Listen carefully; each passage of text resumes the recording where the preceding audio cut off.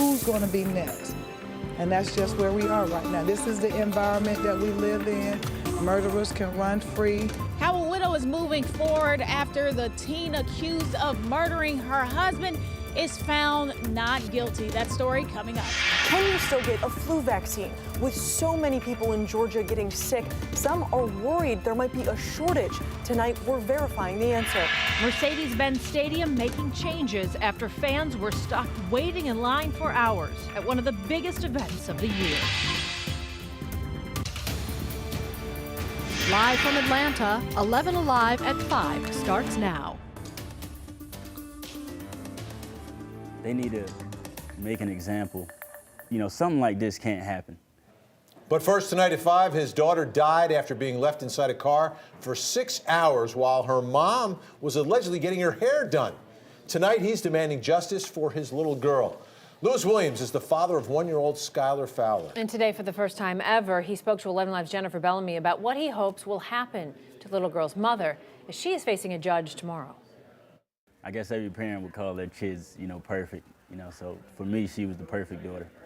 I couldn't have asked for anything more. Lewis Williams had to say goodbye too soon. Always smiling, always laughing. He now clings to those memories of his only child, his daughter, Skylar Fowler, whose life only lasted 1 year. The worst is already done. You know, now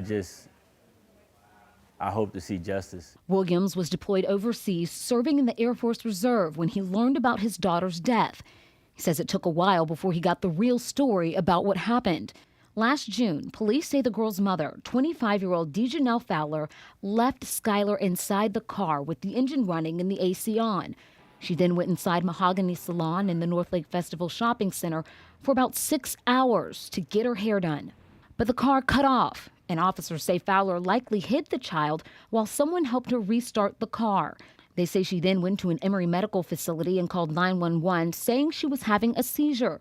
Skylar was found dead in the back seat. They need to make an example. You know, something like this can't happen.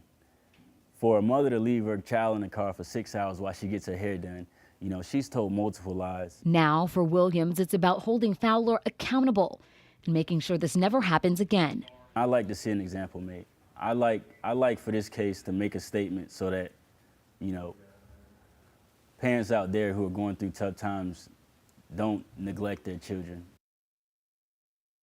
We checked with DeKalb County's district attorney in the office there about this case. They say Dejanelle Fowler is expected to enter a guilty plea in court in the morning. Of course, we'll have a crew there and we'll bring you the story right here at 5 o'clock and online at 11alive.com. This year's flu outbreak continues to worsen. More than 24 people have died here in Georgia, and local hospitals say they're overwhelmed with patients right now. On our Facebook page, people are asking whether there's any truth to reports of vaccine and medicine shortages. Tonight, Caitlin Ross is verifying the claims. We kept hearing conflicting information about this. Some people on our Facebook page telling us they couldn't find the flu vaccine at all. And the rate of infection is staggering. Check out this heat map from the CDC. It shows most of the country just clobbered with the flu. With so many people sick, we wanted to know, is there a shortage of the vaccine? I asked Nancy Neidham at the Georgia Health Department directly, and she told me no. There are still plenty of vaccinations available, so that claim is false. Nancy said there is a huge demand for the vaccine, though, so they're encouraging all people to either call ahead or use this website, vaccinefinder.org, to see if the vaccine is available before you go over. But what if you do get sick? Some other people on our Facebook page who have the flu said they had a really hard time finding Tamiflu. That's the medication that can help shorten your illness. We called the drug company Genentech that handles the distribution of that drug, and they told us no. While some stores may be temporarily out of the drug because so many people are sick, the company says there's still plenty of supply left and there will be more coming. So we can verify that claim is false. Unfortunately, though, there's still plenty of time left for people to get the flu. Historically, the worst month of the year for the flu outbreak is February, so right around the corner. My concern right now is if he didn't do it, then who did it? That means in Atlanta, we have another murder on the street. That means everybody's family is at risk. Tonight, we are hearing from the widow of a murdered veteran as a teenager accused of killing him is walking free. This after a Fulton County jury found him not guilty. Sergeant Major Randy Smith's body was discovered in a trash can 16 months ago. His grieving wife says after 33 years of marriage, he was her soulmate. And she spoke with Deborah Tuff today. Deb. Dr. Angela Smith fought for justice, fought because the teen accused of murdering her husband was out on bond living at home. But after today's verdict, she says her fight is different while she's living for her family and trying to keep her husband's memory alive. To count one murder, read the jury, find defendant, read Lily classified as not guilty.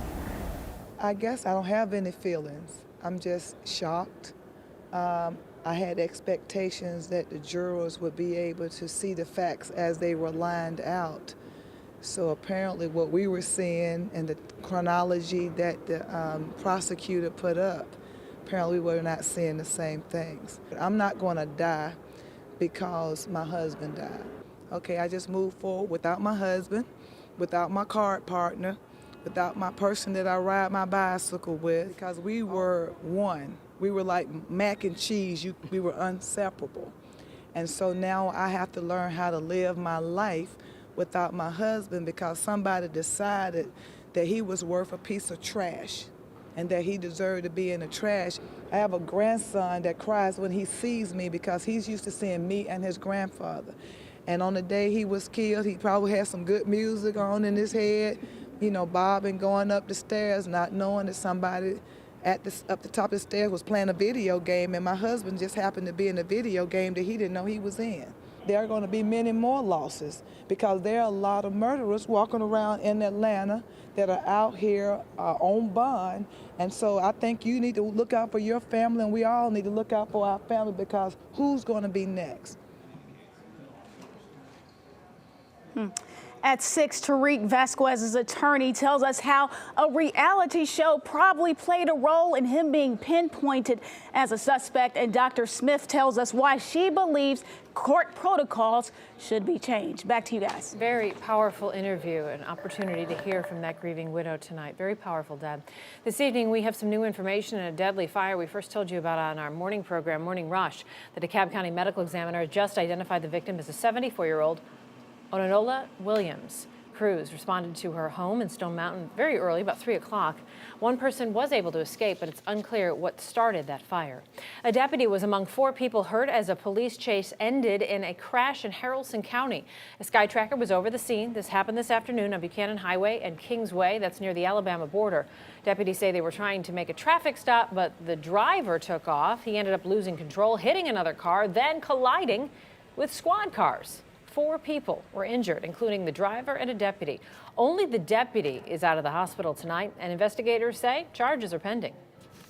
And we've got another cold surge here. Chief Meteorologist Chris Holcomb tracking how long those temperatures, or how low those temperatures are going to drop, because it is cold. It is cold out there. Cold We're right in the middle of this cold surge right now. We're going to see temperatures in the morning moving down into the 20s. And then by this time tomorrow, we're going to be a little bit warmer than we are out there today. Right now, we are only in the mid 40s. We topped off at 46 degrees today, well below the average. Just about everybody in the 40s right now. We're close to 50 in Eatonton, close to 50 in Athens, and even some 30s up in Blairsville right now where it's 37 degrees. These temperatures, they are a little bit cooler than we were this time yesterday. We're 11 degrees cooler right now than we were at this time yesterday. In Marietta and in Carrollton, you are 12 degrees colder than we were just 24 hours ago. We had a lot of sunshine out there today, but it just was slow to warm thanks to that cold front that came through. Still some breezes out there. This is a look up at our live tower cam up in Floyd County in Rome. Sun going to be going down tonight around 6:07. A few high thin clouds may add a little color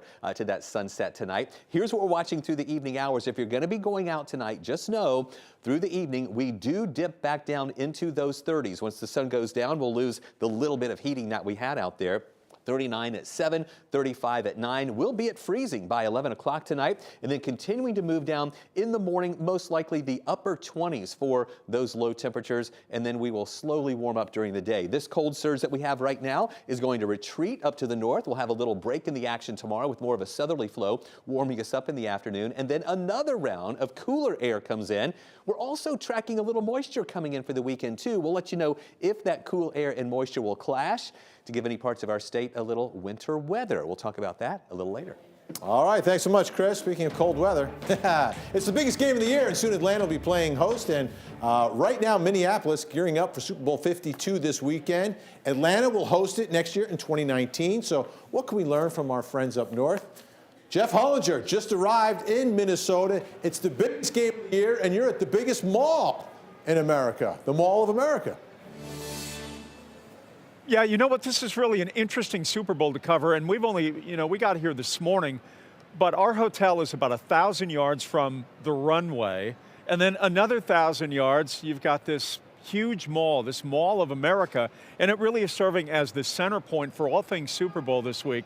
Most of the time when you talk about Super Bowls, like last year in Houston, it was so spread out, it would take you 45 minutes to an hour to get to a series of news conferences, and then you'd need to go another 45 minutes to get to downtown Houston, and then you'd try to get to your hotel. You were on the road almost all week. This is different. It's a very, very central location here in the mall, and the mall not only is convenient, but it beats the 22 degrees that are outside right now, so you're not beating around in your rental car trying to find where places are, and it's cold. This is a live picture we have of U.S. Bank Stadium right now, pretty much in downtown Minneapolis, a $1.3 billion facility that looks like a Viking ship. It is a cool indoor place, significantly better than the Hubert H. Humphrey Metrodome that Braves fans and Falcons fans certainly will understand over the past few generations or so. But here we are. We're set to go for an interesting week. It's a little odd to be here in the sense that, we don't have a local team. You got the Eagles and the Patriots. But the reason that we're here in large part is we are focusing on the fact that 1 year from today, the Super Bowl will be in Atlanta. And there is a lot of representation from Atlanta government, Atlanta business, all of that as we get set and ready to go for what's coming to us in about 12 months. So that's it from the mall. I'm right outside the Sbarro, and there's a pretzel place over here and Panda Express. All of the staples of life are within about a lob wedge for me. Yes, that is Jeff Hollinger, living large out there in Minneapolis. Jeff, we're going to be checking back with you, of course, later on in the program and all week long out there, giving us those exclusive behind-the-scenes stuff. Thanks so much, Jeff. As he tells us what it will be like for us here in Atlanta next year. You can catch the Super Bowl, of course, right here. Kickoff on 11Alive at 6:30. There is our team in Minneapolis. Warm and toasty today in the mall. Not the Falcons. These guys are better than the Falcons. We, of course, reflect on the chaos at Mercedes-Benz Stadium. Remember the fans stuck in line for hours, the national championship game? Well, the changes are coming to get fans in and out faster. That's coming up.